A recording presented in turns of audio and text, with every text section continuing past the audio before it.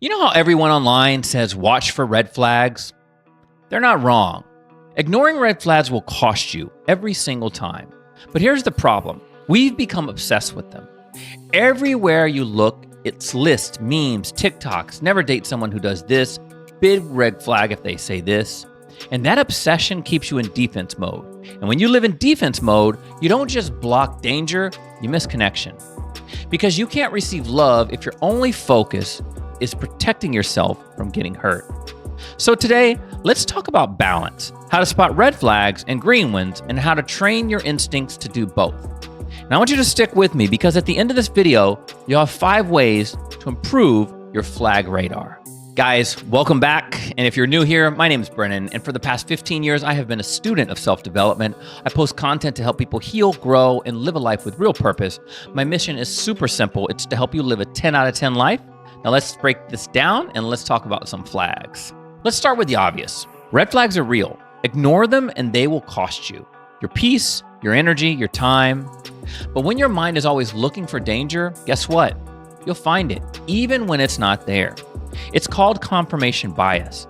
It's the brain's tendency to only notice things that prove what it already believes. The mindset mentor, Rob Dial, always uses this example when he talks about confirmation bias.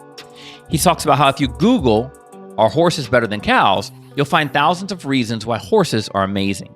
But if you Google why are cows better than horses, you'll find the opposite. See, the truth only comes when we take a more balanced question and approach. Which one is better, a horse or a cow? So if you walk into a date thinking, well, everybody's emotionally unavailable, your mind will find every small thing that confirms this belief system. So a pause before they answer, a glance at their phone, and you're like, boom, yep, I knew it. But when you go in thinking, I'm open to seeing what's right about this person, your brain can start scanning for other things like warmth, consistency, curiosity. And that shift, it changes your whole experience. And I know that because I've ignored red flags before. Many of us have. Maybe you've stayed with someone because you were afraid of being alone.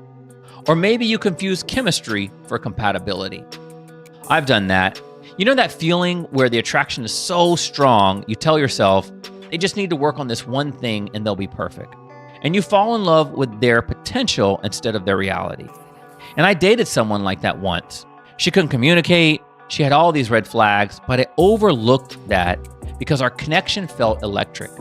And then fast forward, it ended, and it cost me months of energy, time, and pieces of my heart. But what I learned was, when people show you who they are, you need to believe them. But also, when people show you growth, believe that too. And that's what most people have a tendency to forget or overlook. So how do we retrain the brain to see both red and green? It starts with awareness, repetition, and reflection. Here's how. Rewire some of your questions. After every date or deep conversation, don't just ask what went wrong, ask what went right. Did I feel heard? Did I feel calm in their presence? Do they seem genuinely curious about me? Our brains learn to prioritize repetition. If we only focus on the negatives, that's what your mind becomes fluent in. But if you intentionally recall the good, you start to build recognition pathways for what healthy love actually feels like. So notice micro moments, things like consistency. When someone's actions match their words, they show up when they say they will. If they're curious, do they ask real questions? Do they actually try to get to know who you are? Are they accountable? Do they take accountability for their mistakes instead of deflecting? Do they say something like, yeah, I messed up, but here's what I learned? Do they show vulnerability? They're not afraid to express what they need and what they want, and they're okay to be seen. Because your mind will tell you, well, hey, that's just normal behavior. No, that's healthy behavior. So name it, acknowledge it, and every time you label a green flag, you reinforce what's right in your brain, and you create these pathways to look for those things. The next thing is to balance your radar. When something feels off, don't gaslight yourself.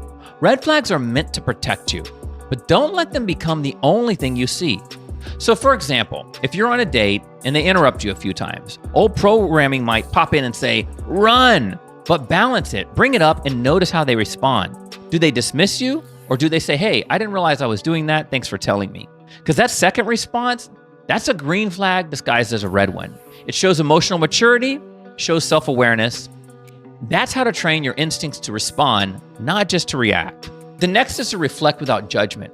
After each connection, whether it's a date, a conversation, or maybe even time with a friend, ask yourself 2 things. What felt draining about that interaction? What felt nourishing? Keep a list in notes in your phone if you have to. And what you'll see are some patterns. People who make you feel lighter and the ones who make you feel down or like it's drama or you feel drained from those interactions. And the last thing is something I talk about a lot: define your lists.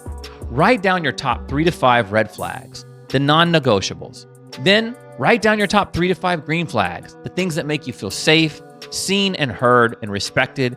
Keep them close. And before your next date, read them again. Not to judge other people, but to remind yourself of what you're actually looking for. Because dating isn't about avoiding pain. It's really about choosing better. And you can't choose better if you don't really know what better actually looks like. But here's the truth. Your instincts are like a muscle. If you only train them to spot danger, that's all they're ever going to recognize. But when you train them to notice peace, kindness, and consistency, that's when you start attracting it. So yes, see the red flags, but don't live there. Honor them, act on them, and then turn your attention back to the green ones. Because that's where real connection grows. That's where love becomes something worth building. So guys, I'll end there. If this spoke to you, share it with someone else who's tired of getting it wrong, because maybe what we need isn't to date differently, but to see differently. I'm Brennan. This is Life Unscripted, Adulting Uncovered. You don't need perfect love. You just need honest connection. And remember, life is so much better when we stop pretending and we start talking. I will catch you on the next one. Take care.